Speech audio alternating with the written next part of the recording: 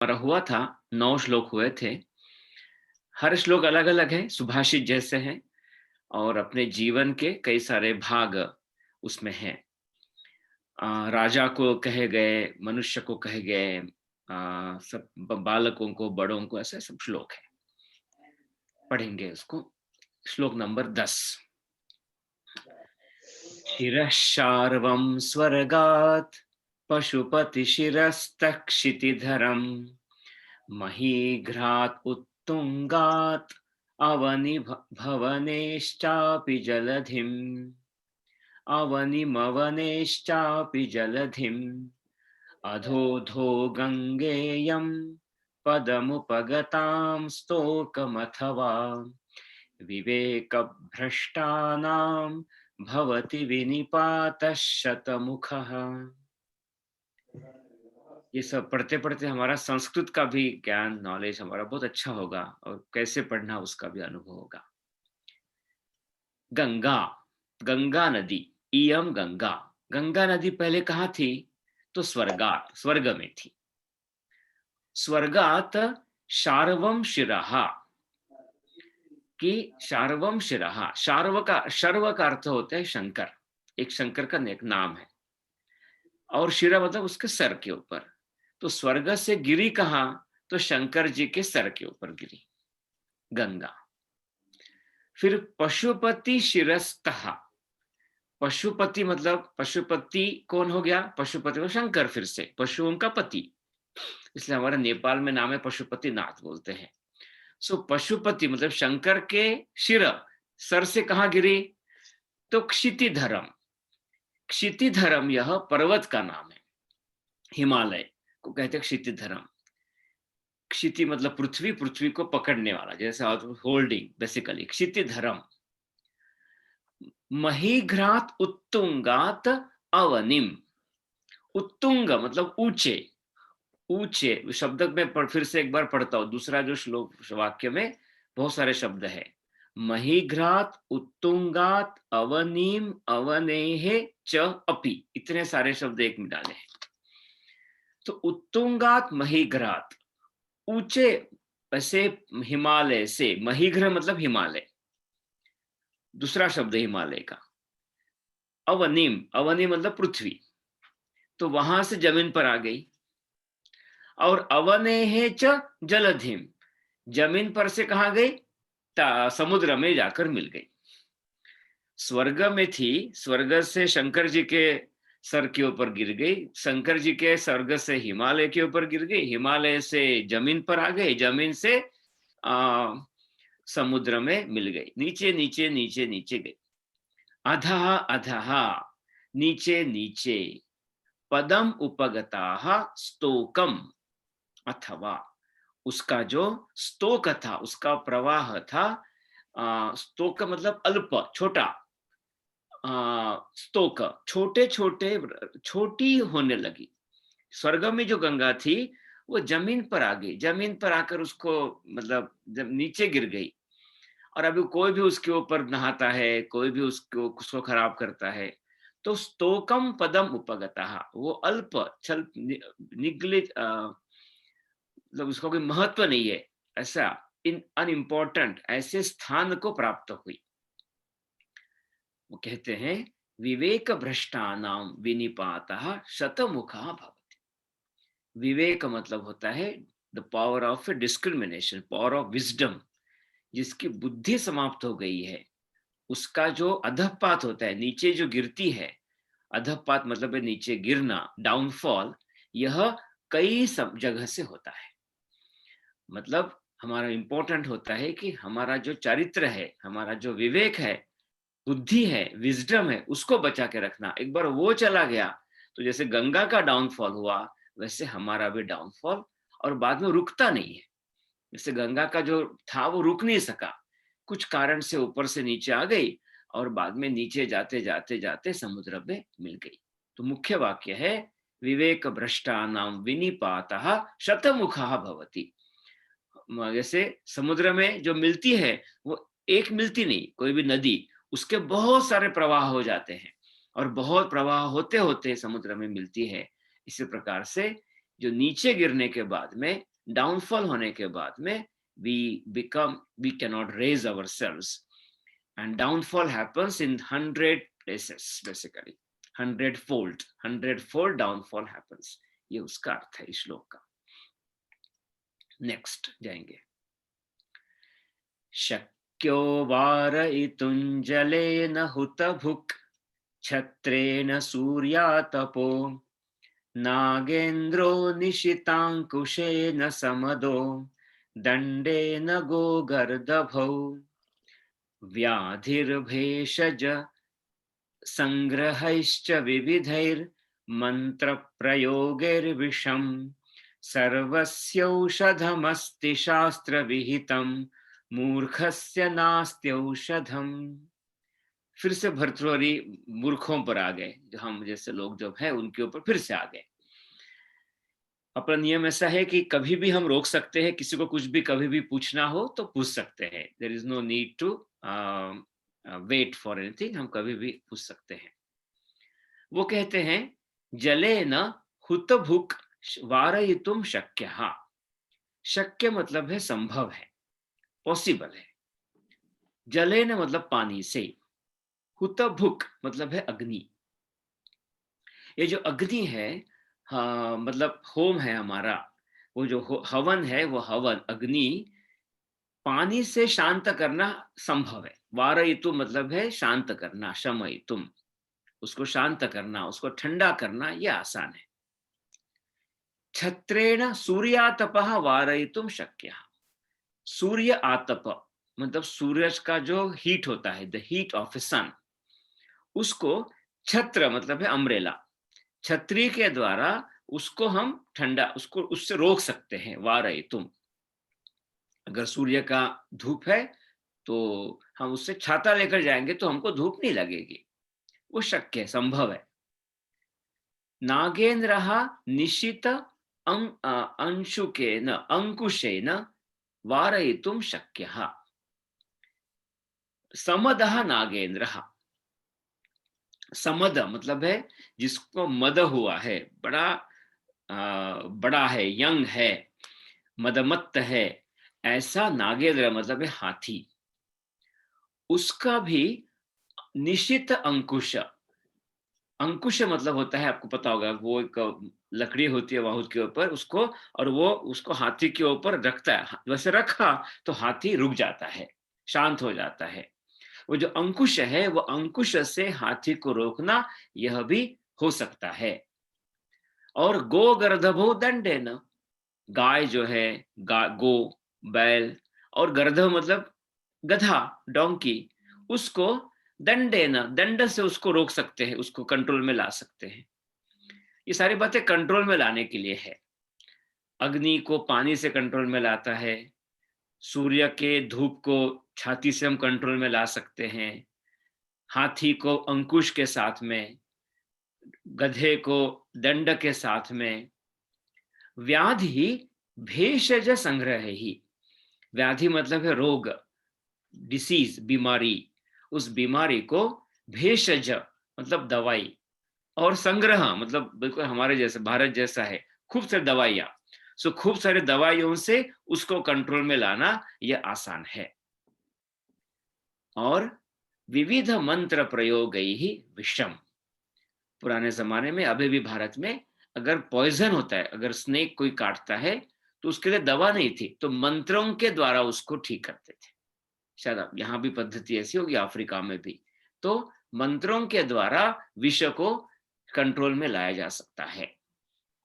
वो कहते हैं सर्वस्य शास्त्र विहितम औषधम अस्ति, सभी का औषध, सभी की दवा शास्त्र में लिखी है कहीं ना कहीं, कि अग्नि से लेकर तक विष तक हम कंट्रोल में ला सकते हैं।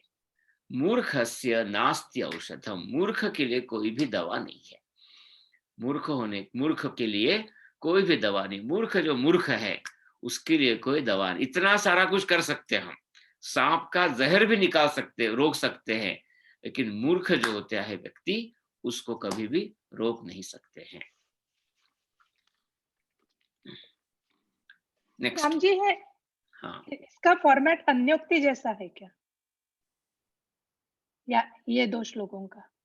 अन्योक्ति नहीं है। अन्योक्ति में क्या होता है कि जो आखिरी वाक्य भी नहीं होता फिर। ओके। अन्योक्ति नाम का अलंकार है, उसमें होता है कि एक को कहा दूसरे को सुना। हुँ, जैसे आपको घर पे पता होगा कि घर में अगर बेटी आई है शादी के बाद में, तो बेटी को बताना कि देखो तुमको मालूम है सुबह उठना चाहिए। और ये बात किसके लिए होती है कि बहू के लिए होती है। मतलब बहू को बताना पड़ता है कि सुबह उठना चाहिए, लेकिन बता नहीं सकते हैं। तो बेटी को बताना कि बेटी सुबह उठना, सब साफ सफाई करना। तो बेटी को बताया तो बहू को लगता है, उसको बोलते हैं अन्योक्ति। तो इसका ऐसा वो इसलिए वो शायद होगा। Next one. साहित्य संगीत कला विहीनः साक्षात् पशुः पुच्छविषाणहीनः तृणन्न खादन्नपि जीवमानः तद्भागधेयं परमं पशूनाम्। साहित्य संगीत कला विहीनः। विहीन मतलब है विदाउट, डिवॉइड ऑफ। उसके बिना, किसके बिना? तो साहित्य यानी लिटरेचर, पढ़ना। फिर संगीत और कला, कोई कला, आर्ट। इसके बिना जो व्यक्ति होता है, ऐसे खूब सारे लोग होते हैं कि जिनको पढ़ने में रुचि नहीं, ना कुछ कला में रुचि, ना संगीत में रुचि है। ऐसे जो लोग होते हैं वे लोग साक्षात पशु ही है, मतलब एनिमल ही है वो। केवल फर्क है पुच्छ विषाण ही ना, उनको पूछ नहीं है और सींग नहीं है। पूछ मतलब है, पुच्छ मतलब पूछ, और विषाण मतलब है हॉर्न्स। हॉर्न नहीं है और पूछ नहीं, इतना ही फर्क है। साक्षात पशु पुच्छ विषाण हीन, हीन मतलब विदाउट। तृणम न खादन, वो घास नहीं खाते हैं। वो तृण का मतलब घास, तृण मतलब घास, ग्रास। वो घास नहीं खाते हैं। जीवमान, वो जीते जीने के लिए, अपने खुद को जीने के लिए घास नहीं खाते हैं। तद भागधेयम परमम पशुनाम, यही पशुओं का सच्चा भाग्य है। नहीं तो क्या होगा कि पशुओं के लिए, एनिमल्स के लिए घास भी नहीं बचता। तो ये जो लोग हैं ये पशु ही है, केवल पूंछ नहीं है और सींग नहीं है। ये पशुओं का भाग्य है हे भगवान कि वो घास नहीं खाते हैं। नहीं तो आज घास भी हमारा लिए नहीं बचता, वो ही घास खा लेते। तो तृणम न खादन अपि जीवमान, वो जो जीव है, जीव मतलब जो जीने वाले लोग हैं, जिनको ना साहित्य में रुचि, ना कला में रुचि, ना संगीत में रुचि, ऐसे सब लोगों केवल भाग्य है पशुओं का कि वो घास नहीं खाते। तृणम न खादन अपि जीवमान तत्परम पशूनाम परमम भाग्य ध्येय, पशुओं का परम भाग्य ध्येय है। ऐसे टॉन्ट मारने में खूब भर्तृहरि बहुत एक्सपर्ट है। कुछ न कहते हुए भी एकदम ऐसा सिक्सर लगाते हैं। अगला सिमिलर श्लोक है, अगला भी। येषान्न विद्या न तपो न दानम ज्ञानं न शीलं न गुणो न धर्मः ते मर्त्यलोके भुवि भारभूताः मनुष्यरूपेण मृगाश्चरन्ति। ये शाम, जिनका, जिनके पास में विद्या नहीं है, नॉलेज नहीं है, तप नहीं है, तपश्चर्या नहीं है, मतलब खुद को कंट्रोल करने की कोई व्यवस्था नहीं है, दान नहीं है, दान देने की इच्छा नहीं है, दान देते नहीं है, ज्ञानम नहीं है, कुछ लेते नहीं है, नॉलेज। विद्या ज्ञानम में क्या फर्क है?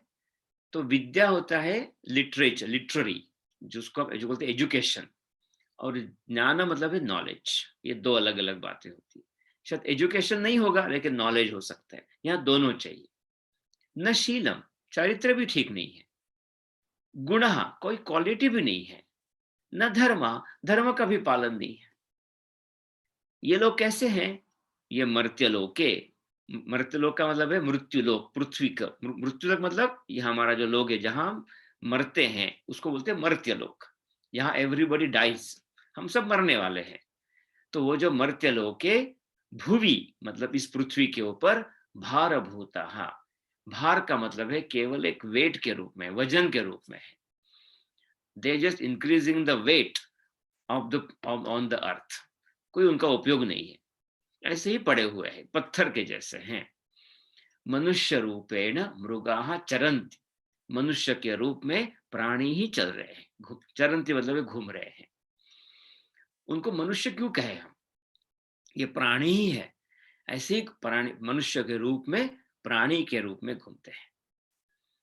जैसे किसी कविता में कहा था कि मनुष्य कपड़े पहनकर अंदर का जो एनिमल होता है उसको हमेशा बचा के रखता है, और वो कभी कभी वाइल्ड एनिमल होता है, कभी कभी दूसरा। कपड़े मनुष्य के आदमी के पहनता है, आदमी के कपड़े पहनकर अंदर एक वाइल्ड एनिमल रहता है, एनिमल भी ठीक ही होगा।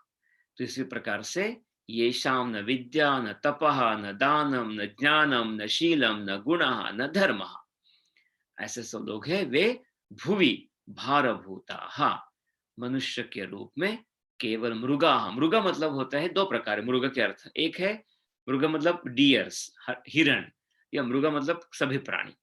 चरंती मतलब है घूम रहे हैं, चरंती मतलब है घूमते हैं।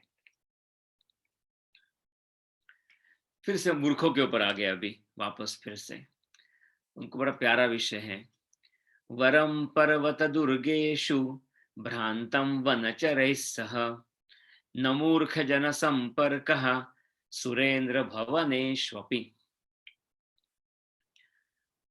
पर्वत दुर्गेशु, पर्वत और दुर्ग, दुर्ग मतलब होता है कठिन, कठिन मतलब difficult to climb, difficult to climb, ऐसे पर्वतों के में वनचरे ही सह, वाइल्ड एनिमल के साथ में, भ्रांतम चलना, वरम ये चलेगा, होगा, कर सकता हूं मैं, पॉसिबल है, ठीक है।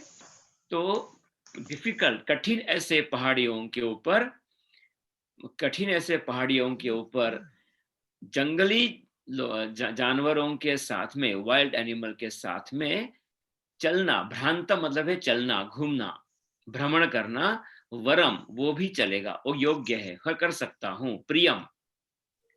लेकिन सुरेंद्र भवनेशु मूर्ख जन संपर्क न, सुरेंद्र भवन का मतलब होता है इंद्र भवन, इंद्र लोक, इंद्र का लोक है, सारे सुख है, सब कुछ वहां मिलता है, लेकिन मूर्ख लोग हैं, तो मूर्ख लोगों के साथ में रहना बड़ा कठिन है। मतलब it is better to be with the wild animals but not with the stupid people, ऐसा करके कह सकते हैं इसमें। इसलिए न मूर्ख जन संपर्क सुरेंद्र भवनेशु, सुरेंद्र मतलब है इंद्र, इंद्र का भवन, इंद्र का दरबार, इंद्र के दरबार में मूर्ख लोगों का संपर्क यह बड़ा मुश्किल है। नेक्स्ट वन, शास्त्रोपस्कृत शब्द सुंदर गिरः शिष्य प्रदेयागमा, विख्याता कवयो वसन्ति विषये यस्य प्रभो निर्धनाः, तज्जाड्यं वसुधाधिपस्य कवयस्त्वत्वर्थः विनापीश्वराः, कुत्स्याः स्युः कुपरीक्षका हि मणयो यैरर्घतः पातिताः, यैरर्घतः पातिताः। अभी विषय चेंज किया उन्होंने। यह जो श्लोक है यह राजाओं के लिए कहा है, राजा या जो अधिकारी होते हैं, जो अपने ऑफिस में जिनके पास अधिकार है, बॉस है, या अब संघ में भी हम कहेंगे अधिकारी है, जो नियुक्ति करते हैं, उनके लिए यह श्लोक है, उनके लिए वो कहते हैं। लेकिन राजा के संबंध में उसका मुख्य रूप से उल्लेख है। शास्त्र उपस्कृत शब्द सुंदर गिरहा, यह पहला शब्द है। गिरहा मतलब है वाणी, द भाषा। वो भाषा कैसी है, सुंदर भाषा है, सुंदर गिरहा, सुंदर भाषा है।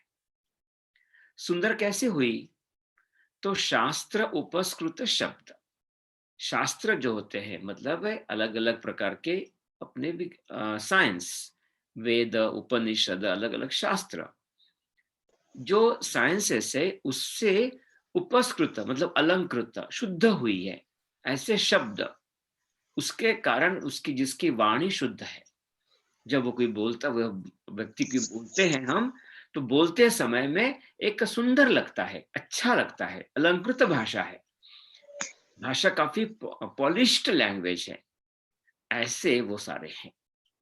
और कैसे? शिष्य प्रदेश शिष्य प्रदेय आगमाः, शिष्य मतलब है डिसाइपल्स, शिष्य विद्यार्थी, उनको प्रदेय उनको देने के लिए आगमाः योग्य है, मतलब वो अच्छे शिक्षक भी है, केवल वो अच्छा बोलते हैं ऐसा नहीं, वो अच्छे अच्छे शिक्षक है हमारे जैसे, तो अच्छे बोलते हैं, अच्छे शिक्षक है। विख्याताः प्रसिद्ध भी है, ऐसे कवयः ऐसे कवि, यस्य विषये जिसके पास में, निर्धनाः वसंती गरीब होकर रहते हैं, मतलब ऐसे राजा, ऐसे कवि, ऐसे विद्वान, जो कवि का अर्थ संस्कृत में केवल कविता पोएट नहीं है, कवि का अर्थ जो जो लिखता है, साहित्यकार है, जो ऑथर है उसको कवि बोलते हैं। तो ऐसे लेखक, ऐसे लिखने वाले, ऐसे कवि जो इतना सुंदर लिखते हैं और वो अपने शिष्यों को देते हैं, लेकिन जिसके पास में वो गरीब के रूप में बैठे हैं, गरीब है,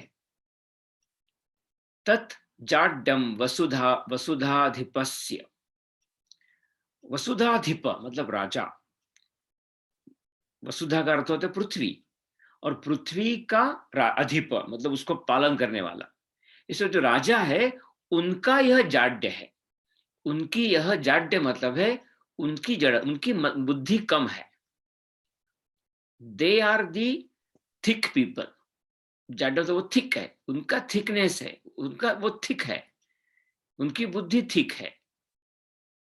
कवयः अर्थम विना अपि ईश्वरः, ये जो कवि होते हैं, अर्थ का मतलब पैसा, पैसे के बिना भी ईश्वर होते हैं, ये रिच आदमी है, क्योंकि उनके लिए पैसे की आवश्यकता नहीं है, ये रिच है, पैसे के बिना भी रिच है।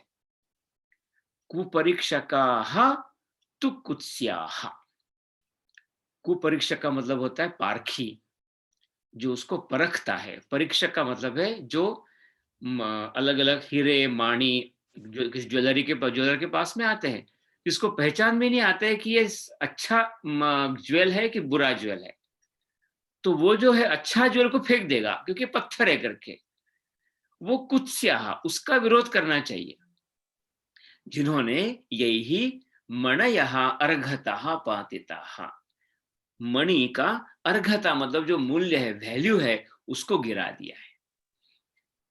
मणि को प्रॉब्लम नहीं है, मणि तो कहीं भी जाएगा तो मणि रहेगा, वो हीरा डायमंड ही रहेगा। प्रॉब्लम होगा जिन्होंने डायमंड को पहचाना नहीं, जो जिन्होंने डायमंड को पहचाना नहीं उनका धिक्कार हो, वे कुत्स्याः वो उनका धिक्कार हो, क्योंकि उन्होंने उसको पहचाना नहीं है। They are the thick people, they can not think that कि अपने राज्य में कवि होने के बाद भी ये कवि निर्धन है। कवियों के लिए पैसा के बिना भी वो आराम से रहेंगे, क्योंकि उनका तो केवल पैसा ज्ञान देना है, शिष्यों को लिखना केवल है, ये तो मूढ़ता राजा की है। तो राजा के बारे में ये कहा है कि अच्छा अच्छा साहित्य लिखने वाले कवि, अगर राजा ने उसको परखा नहीं, उसको ठीक से देखा नहीं, ये राजा की कमजोरी है, राजा की कुछ राजा का जड़ता है, कवि की नहीं। कवि तो अर्थ पैसे के बिना भी आराम से रह सकते हैं, जिसकी योग्यता है वो तो योग्य ही रहेगा, उसको जो परखता ठीक से नहीं है उनका धिक्कार हो, ऐसा हो। समझ में आ रहा है ना इससे? ठीक है ना कि डिफिकल्ट जा रहा है? Yes. इसको थोड़ा और एक्सप्लेन करिए राम जी, ये वाला श्लोक जो है, हाँ, पहले बिल्कुल। आगे थे, थोड़ा-सा और बताइए थोड़ा इसको। सा और करता हाँ, बिल्कुल, बिल्कुल। मुख्य क्या है कि किसी राजा की जो विशेषता होती है, तो वहाँ जो उस राजा में जो गुणीजन है, उनका उसने सम्मान करना चाहिए। इसलिए अभी अपने यहाँ भारत में पद्मश्री, पद्म विभूषण, भारत रत्न, खेल रत्न, अर्जुन अवार्ड, साहित्य अकादमी अवार्ड, शिक्षक अवार्ड, ये सब दिए जाते हैं। ये क्यों दिए जाते हैं? क्योंकि राजा का विशेषता है, राजा का कर्तव्य है कि जो गुणी लोग हैं उनका सम्मान करें, क्योंकि वे लोग बाद में आदर्श रहते हैं समाज में। ये राजा का कार्य होता है। इसलिए हर देश में सरकार के द्वारा इस प्रकार के सम्मान होता है। और सम्मान में क्या होता है कि केवल सम्मान नहीं होता, तो उसमें रहने की व्यवस्था भी रहती है। इसलिए वो कहता है कि ऐसा राजा जिसको वहां जो गुणी व्यक्ति है उस गुणों का परख नहीं है, उस राजा का ये प्रॉब्लम है, राजा की जड़ता है।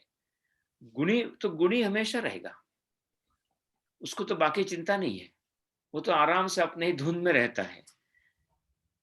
अर्थम विना भी ईश्वरा, वो तो रिच है ही। आपकी मूर्खता है कि आपके राज्य में इतना होने के बाद भी। और इसलिए क्या होता है कि जिस जहां के राजाओं की उसकी कद्र नहीं है, फिर वहां के लोग माइग्रेट करते हैं कि जहां कद्र है वहां जाते हैं।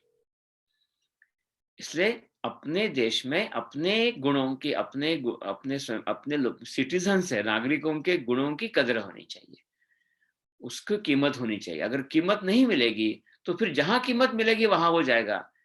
तो वो जो गुणी होते हैं उनका तो प्रॉब्लम नहीं है, प्रॉब्लम होगा उस राजा का, जहां उसकी कीमत नहीं की गई। इसलिए कीमत आंकने वाला ये इंपॉर्टेंट है। जिसके पास गुण है वो तो कहीं भी जाकर अपना गुण करेगा। ऐसा उसका। तो इसमें सिर्फ ये सारा दायित्व राजा पर ही है हाँ, ये राजा का दायित्व। या समाज भी ले उस समय सकता क्या है? था, नहीं क्योंकि राजा जो है यही सम्मान, क्योंकि सारा जो धन है सारा कुछ होता था वो राजा के पास होता था, इसलिए राजा से उसका रहता था।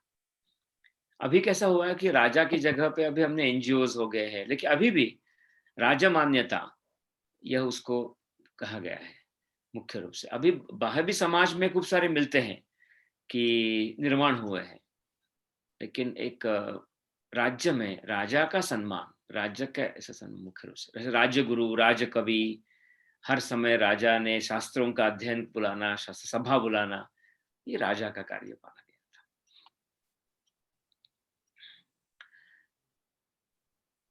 आगे चलेंगे। हर तुर्याति न गोचरं किमपि शं पुष्णाति यत् सर्वदा प्यर्थिभ्यः प्रतिपाद्यमानमनिशं प्राप्नोति वृद्धिं पराम् कल्पान्तेष्वपि न प्रयाति निधनं विद्याख्यमन्तर्धनं येषां तान् प्रतिमानमुच्यत नृपाः कस्तैः सह स्पर्धते।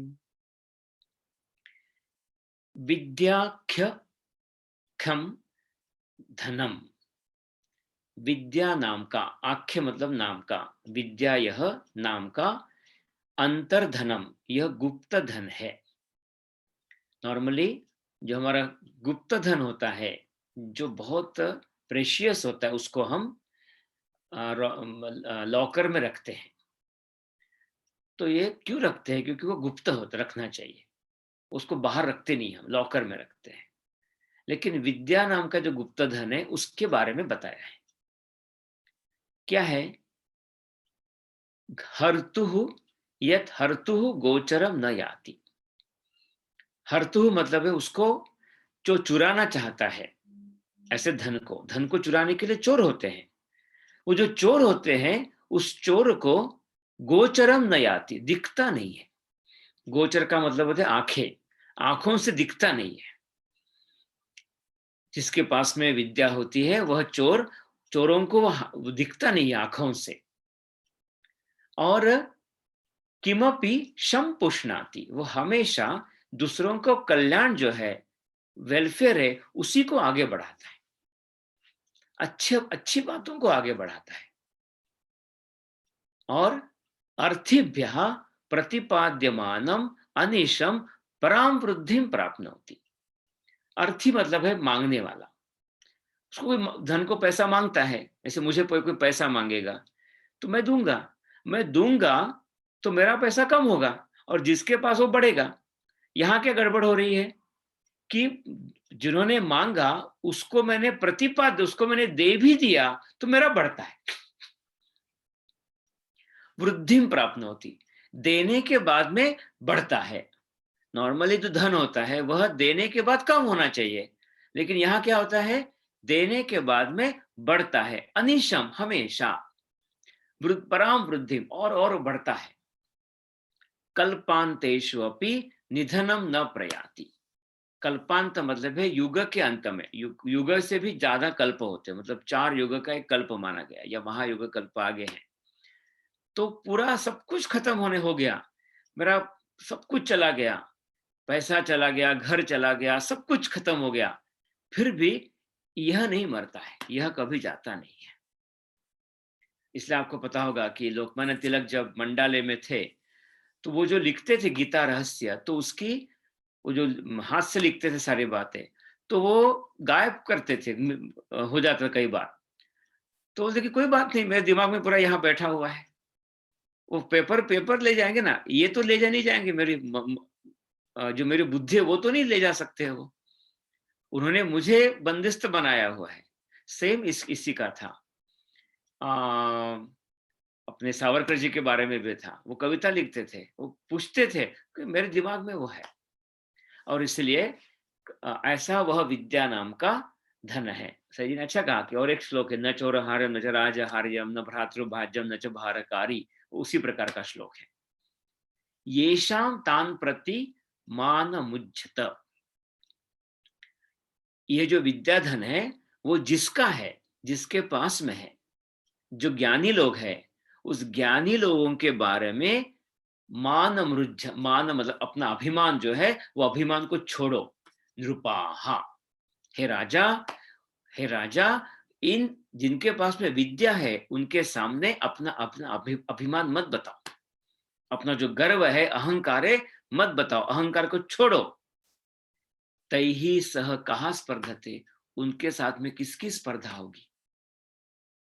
यह देखिए उस जमाने में विद्यावान लोगों को कितना महत्व बताया है अपने भारत में, कि जब दुनिया में केवल राजा को प्रमुख, अभी भी भारत की वर्ल्ड में पता चलता है कि political power is highest power. उस जमाने में हमारा ये श्लोक लिखा गया है कि जो नॉलेज पावर है वो द हाईएस्ट पावर है, पॉलिटिकल पावर है much lesser than that one. और इस प्रकार के कहने वाले सारे श्लोक है कि जिनके पास वो विद्या है उनके सामने अहंकार कभी भी छोड़ना, कभी अहंकार छोड़ दो। उनके साथ में कौन स्पर्धा कर सकता है। एक पुस्तक हम पढ़ी होगी शायद ने, the end of a reason नाम की। एक ऐसा पोर्ट्रेट है फ्रांस में कि जिसमें पोप जो है वो ऊपर बैठा हुआ है और सामने सोक्रेटिस ऐसा नीचे गर्दन करके बैठा है, उसके ऊपर कुछ बांधे हुए है। यूरोप में जब ये रिलीजन बढ़ा, थियोलॉजी बढ़ी, क्रिश्चियनिटी बढ़ी, तो ये जो साइंटिस्ट थे सारे, गैलीलियो से लेकर तक सोक्रेटिस थे, इनको सबको परेशानी हुई और सबको वहां के राजाओं ने परेशान किया, जेल में डाला, मार डाला। और हमारे यहाँ ये जितने जितने विद्वान थे, वो विद्वान राजाओं को भी ऊपर नीचे कर सकते थे। चाणक्य, विद्यारण्य, ऐसे सबके नामों को मिलेंगे आपको। इसलिए जो विद्यावान होता है वह राजा से खूब आगे होता है, यह अपनी विशेषता कही। इसके लिए श्लोक है। अधिगत परमार्थान पंडितान मावमंस्थाः तृणमिव लघु लक्ष्मी नैव तान् समृणद्धि अभिनव मदलेखा श्याम गंडस्थलानां न भवति बिसतन्तुर्वारणं वारणानाम्।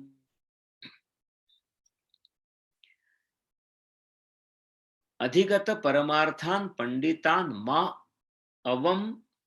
अवमंस्थाः, जो पंडित है, विद्वान है, और जिन्होंने अधिगत परमार्थ, अध्यात्म प्राप्त किया है, जिन्होंने मोक्ष का अध्ययन, मोक्ष का मार्ग लिया है, मोक्ष प्राप्त किया है, अध्यात्म समझे हैं, ब्रह्म को प्राप्त किया है, ईश्वर का दर्शन किया है, ऐसे पंडित को अपमान मत करो। मां मतलब नहीं, अवमंस्थाः, अपमान करना मत, अपमान करो। या आप उनको पैसे से खरीदोगे क्या? मैं आपको इतना पैसे देता हूं, आप मेरे लिए काम करो। उनके लिए जो लक्ष्मी है वो तृणमिव लघु, वो घास के जैसी होती है, छोटी सी। You can not buy them, क्योंकि यह पंडित केवल अपनी स्तुति नहीं करेंगे आपकी, ये जो सत्य है वो आपके साथ में बात करेंगे, क्योंकि उन्होंने परमार्थ को हस्तगत किया है, स्वीकार किया है, उसका अनुभव किया हुआ है। ऐसे सारे जो लोग हैं, वो जो लक्ष्मी है, वह लक्ष्मी, छोटी सी लक्ष्मी, आप उसको पैसा दोगे, उससे खरीदोगे, ऐसा नहीं होगा। वो तृणमिव, घास के जैसा, तान समृद्धि, उनके लिए वो लक्ष्मी नैव, कभी भी उनको बांध नहीं सकती है। You cannot control them, you cannot resist this guys with just थोड़ा पैसा देकर। लघु लक्ष्मी, थोड़ा सा पैसा देकर नहीं होगा। फिर तुरंत उन्होंने फेवरेट हमेशा बताया, भरतोड़ी का हाथी एक फेवरेट उनका एक मेटाफोर है। तो अभिनव मदलेखा श्याम गंड स्थलाना, जिनकी जो मद है, जवान है, ऐसा हाथी, हाथी के दो बाजू में, उसको उस गंडस्थल बोलते हैं, वो भरे होते हैं जवानी में, और उससे से एक ब्लैक कलर का एक रस बाहर आता है उसके, तभी अभी भी होता है वो जो बाहर आता है, इसका मतलब है कि अभी वो मदमत है, अभी मद आ रहा है। ऐसे अभिनव मद, नई नई मद की लेखा, रेशा जिसको गंडस्थल के ऊपर आई है, ऐसे हाथियों को, वारण का मतलब होता है हाथी, उनको वारणम, उनको रोकना संभव नहीं है। और किससे रोकोगे आप? विसतंतु, वो जो स्टेम होता है कमल का, उस कमल के स्टेम से, कमल नाल से हाथियों को बांधना जितना मुश्किल है, वैसे यह अधिगत परमार्थ, आध्यात्मिक मार्ग पर चले गए ऐसे पंडितों को केवल थोड़े पैसे देकर उनको रोकना उतना ही मुश्किल है। इसलिए आप ये मत करिए, ऐसा वो कहते हैं। नेक्स्ट वन,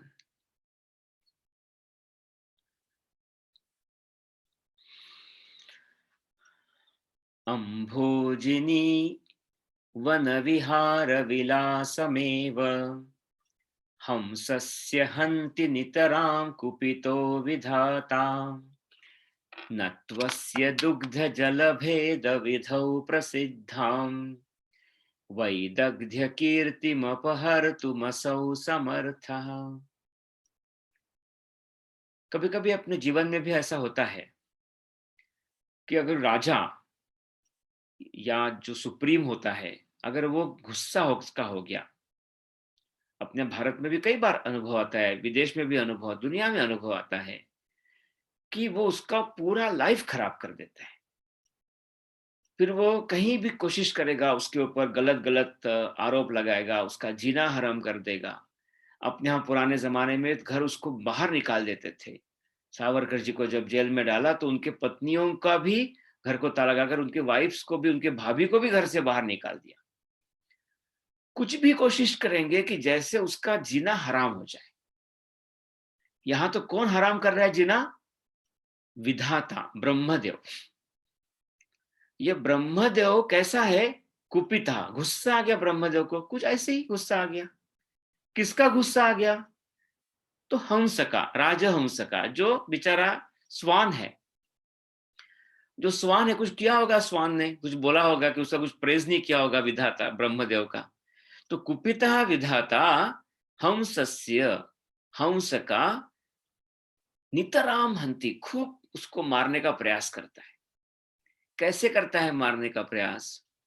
तो हंस को जहां घूमता है उसका नाम होता है अंभोजिनी वन विहार विलासम। अंभोजिनी का मतलब होता है, अंभ मतलब है पानी, अंभोजिनी मतलब होता है कमल, कमलिनी। अंभ मतलब पानी, अंभुज मतलब पानी में रहा हुआ, अंभोजिनी कमलिनी, तो पानी में जिसका जन्म होता है वो कमल। तो कमल जो है, कमल के वो तालाब में हंस रहता है, और वन विहार वन में रहता है। तो ये जो अंभोजिनी वन विहार जो आनंद ले रहा है, वो आनंद जो है हंस का, वह भी वो नष्ट करेगा, तालाब को समाप्त करेगा, जहां जहां हमसे जाएगा वहां कुछ गड़बड़ी कर देगा, पानी को ड्राई कर देगा, सारा प्रयास करेगा। क्यों? क्योंकि वो गुस्सा हो गया, उसको वो हंस का जीना हराम करेगा, कर सकता है। कौन? ब्रह्मदेव। किंतु न तो अस्य दुग्ध जल भेदौ विधौ प्रसिद्धाम वैदग्ध्य कीर्तिम अपहर्तुम असौ समर्थ। एक हंस की स्पेशलिटी मानी है कवियों ने। वो क्या स्पेशलिटी है? वो स्पेशलिटी है कि हंस को अगर हमने दूध दिया पीने को, तो वो दूध दूध अलग करेगा और पानी पानी अलग करेगा। इसलिए उसको बोलते हैं, आपको पता होगा कि बहुत सारे जो रामकृष्ण आश्रम हो या सब जगह के, ये जो डिस्क्रिमिनेशन है सदस्य विवेक बुद्धि, उसका एग्जाम्पल हंस मानते हैं। क्योंकि वो जो दूध दूध है वो पिएगा, पानी पानी को रख देगा, उसको पता है कि क्या लेना क्या छोड़ देना। इसलिए हंस is become a symbol of spirituality, कि जो रियल कंटेंट है उसको लेता है और बाद में छोड़, ये कवि की कल्पना है।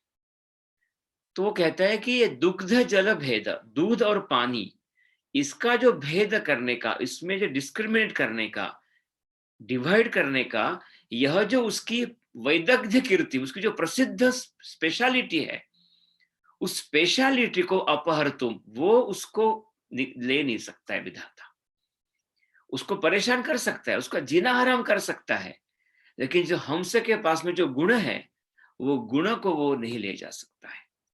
इसलिए वो कहता है कि हे कौन? ब्रह्मदेव भी नहीं ले जा सकता, जिसने उसको निर्माण किया हंस को, वो गुस्से हुआ ऐसा ब्रह्मदेव भी अंभोजिनी वन विहार विलास, उस विलास का मतलब आनंद, उसका आनंद हंती, आनंद को समाप्त कर सकता है।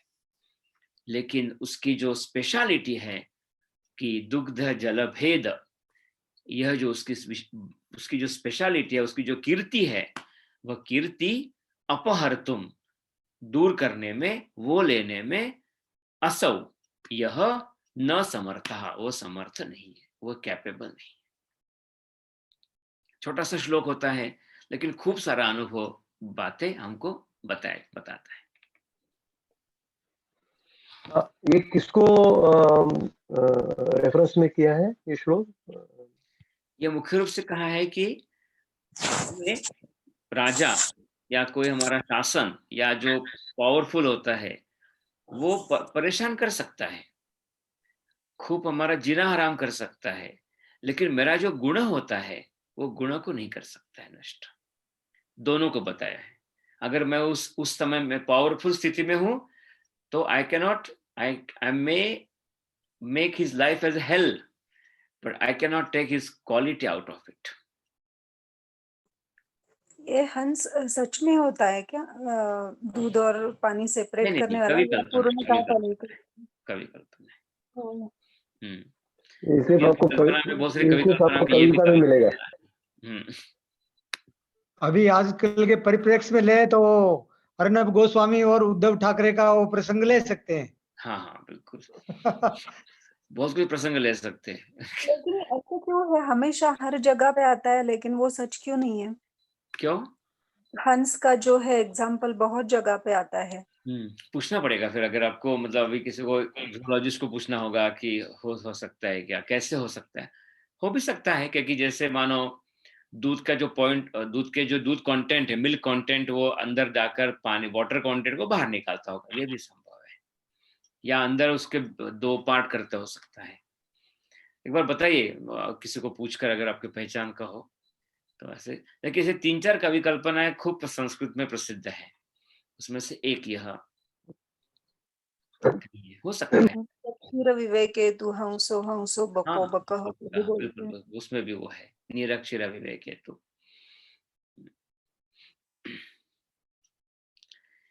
केयूराणि न भूषयन्ति पुरुषं, हारा न चन्द्रोज्ज्वलाः, न स्नानं न विलेपनं न कुसुमं, नालङ्कृता मूर्धजाः। वाणिक्या समलङ्करोति पुरुषं, या संस्कृता धार्यते, क्षीयन्ते खलु भूषणानि सततं, वाग्भूषणं भूषणम्।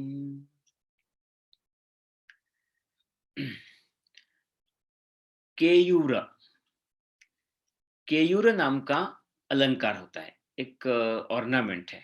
नॉर्मली अपने जो आर्म होते हैं उसका बोलते हैं आर्मलेट बोल सकते हैं। आर्म जो बाहु में पहनते हैं, अभी आजकल महिलाएं पहनती है, लेकिन पुराने जमाने में पुरुष भी पहनते थे।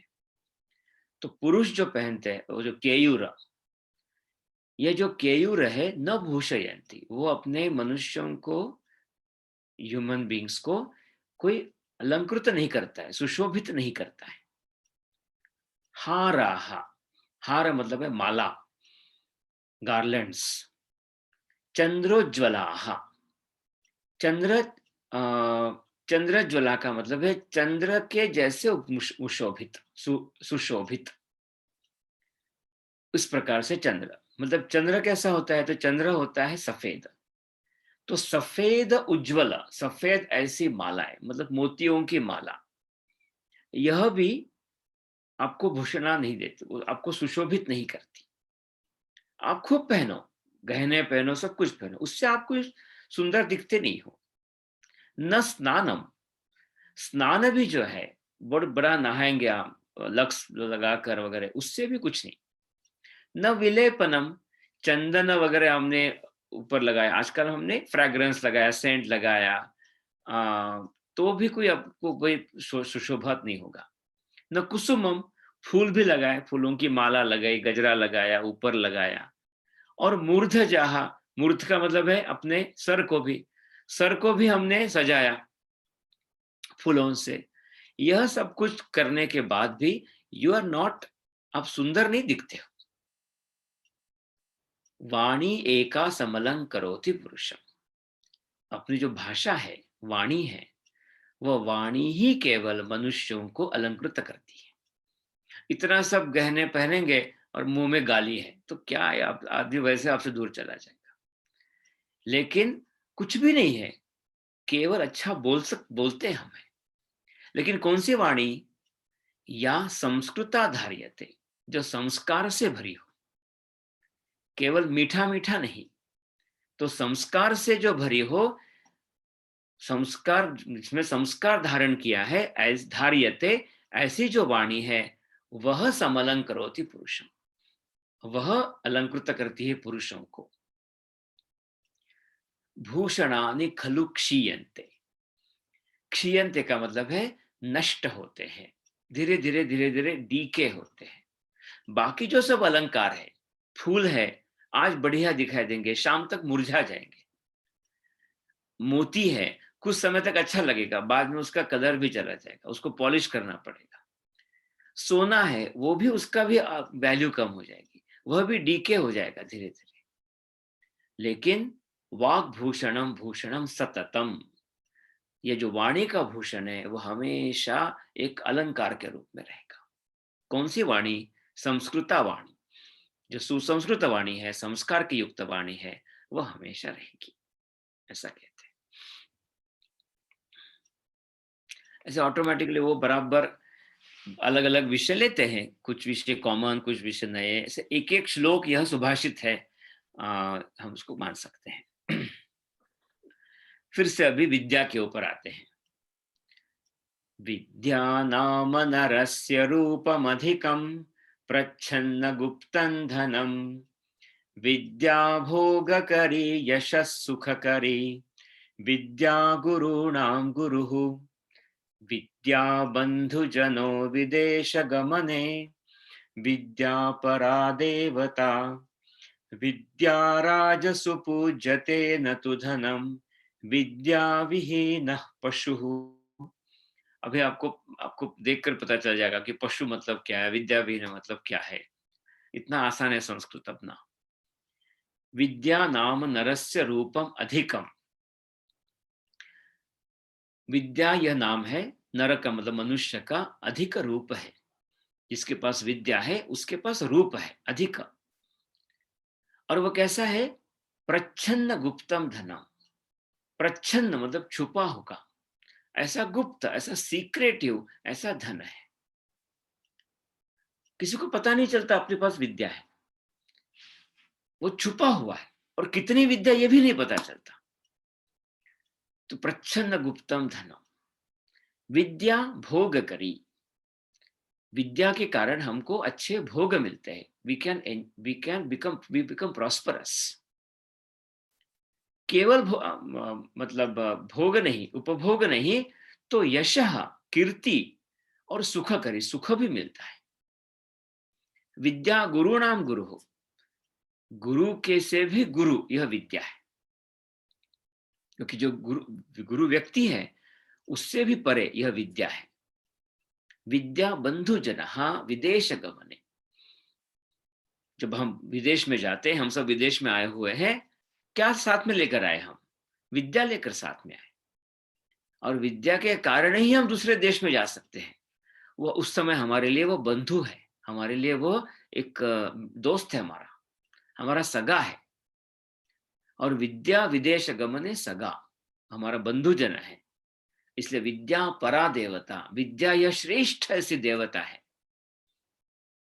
विद्या राजसु पूज्यते।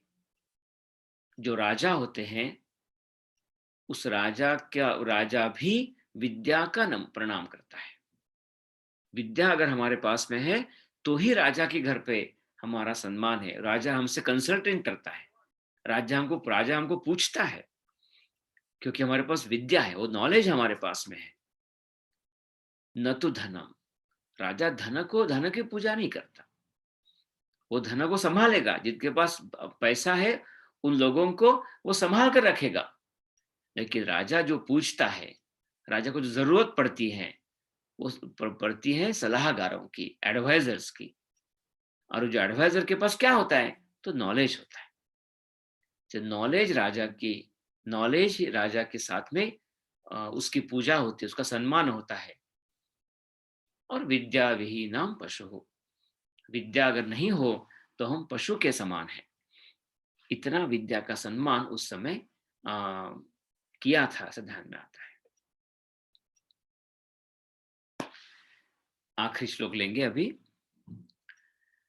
क्षान्तिश्चेत् कवचेन किं किमरिभिः क्रोधोऽस्ति चेत् देहिनाम् ज्ञातिश्चेत् अनलेन किं यदि सुहृत् दिव्यौषधैः किं फलम् किं सर्पः यदि दुर्जनाः किमुधनैर्विद्यानवद्या यदि व्रीडा चेत् किमु भूषणैः सुकविता यद्यस्ति राज्येन किम्। सुंदर श्लोक है। चित चित चित शब्द कई बार आया है। चित का अर्थ होता है ये है तो, यह है तो, ऐसा उसका मीनिंग है चित।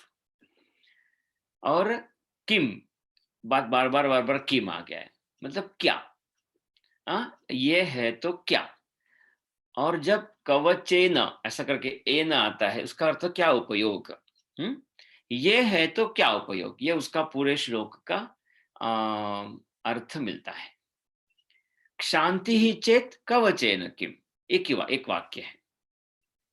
क्षांति का अर्थ होता है कि क्षमा करना। अगर क्षमा हम कर सके तो कवच कवच मतलब है कि प्रोटेक्शन। अरे क्षमा हमारे पास में है तो प्रोटेक्शन की क्या आवश्यकता, ऐसा कहते हैं। फिर क्रोधा अस्ति चेत अरिभिः किम, अगर गुस्सा हमारे पास में है, क्रोध है, तो शत्रु की क्या आवश्यकता है। तो अगर गुस्सा हमारा इनफ है शत्रुओं की जैसा ही, ऑटोमेटिक डेवलप करेगा। देहि नाम मतलब मनुष्यों को। ज्ञाति ही चेत, ज्ञाति मतलब होता है अपने रिलेटिव्स। ज्ञाति अपने रिलेटिव्स। एक बार फिर से चेक करता हूं, ज्ञाति का अर्थ वही है ना।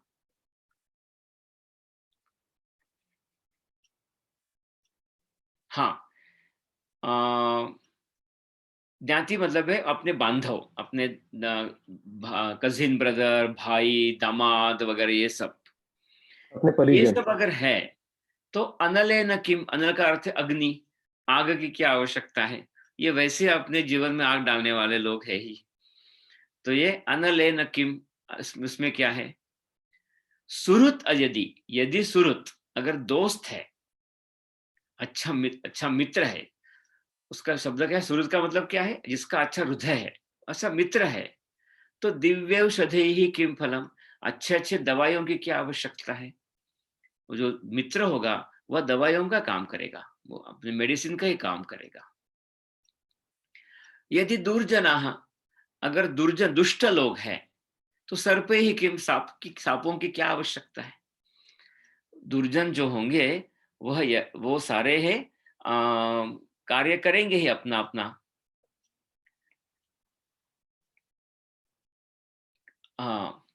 विद्या अगर है, कौन सी विद्या, अनवद्या विद्या, जो विद्या सब कभी भी समाप्त नहीं होती है, ऐसी अगर विद्या है, तो धन ही किम, धन की क्या आवश्यकता है। जहां जाएंगे वहां धन मिलेगा ही हमको, विद्या लेकर साथ में घूमना है। हम विद्या कर लेकर साथ में घूमे तो पीछे पीछे धन आएगा ही, ऐसा उसका अर्थ है। व्रीड़ा, व्रीड़ा का अर्थ होता है लज्जा। लज्जा जहां है तो भूषण ही किम, बाकी अन्य भूषणों की क्या आवश्यकता है। लज्जा मतलब होता है एक मर्यादा, अपने मान में मर्यादा, अगर मर्यादा है तो मर्यादा से रहोगे तो बढ़िया है, फिर बाकी अलंकारों की क्या आवश्यकता है। सुकविता यदि अस्ति, अगर अच्छा काव्य हमारे पास में है, तो राज्य न किम, राज्य की क्या आवश्यकता है, कहीं भी हम चले जाए। इसलिए चेत किम ऐसा करके है कि शांति चेत कवचेन किम, क्रोधः चेत अरिभिः किम, शत्रुओं की क्या आवश्यकता है।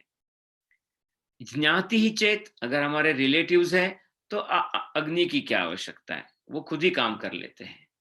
सुहृद चेत, अगर मानो मित्र है तो दिव्य औषधि किम, अच्छे मित्र है तो दवाइयों का क्या काम है। दुर्जन यदि है तो सांपों का क्या काम है। अगर विद्या है तो धन का क्या काम है। अगर मर्यादा हमारे जीवन में है, लज्जा है, तो बाकी भूषणों का, बाकी अलंकारों का क्या काम है। अगर अच्छा सुकविता, अच्छा नॉलेज है, तो फिर राज्य से क्या काम। ठीक, ऐसा आज हमारे अच्छा हो गया। मुझे लगता है कि ऐसे अब 10 होने के बाद में आराम से 10 एक दिन में हमारे वीक में ये पूरा अगले महीने तक समाप्त हो जाएगा। Ramji, first one, that analogy I didn't understand. For rest all understood. The कवच वाला analogy क्या है? हाँ, क्या है कि डर कब लगता है कि जब किसी से हमारा हेट्रेडनेस रहता है। जब मैंने क्षमा कर लिया तो उसका जो अटैक होता है वो कम हो जाता है। टिट फॉर टैट होता है, क्षमा कर लिया मैंने तो फिर क्या, तो वो कवच है। ऐसा ऐसा। ठीक है, प्रणाम, नमस्कार सभी को। धन्यवाद। धन्यवाद। धन्यवाद। नमस्कार। नमस्कार। नमस्कार।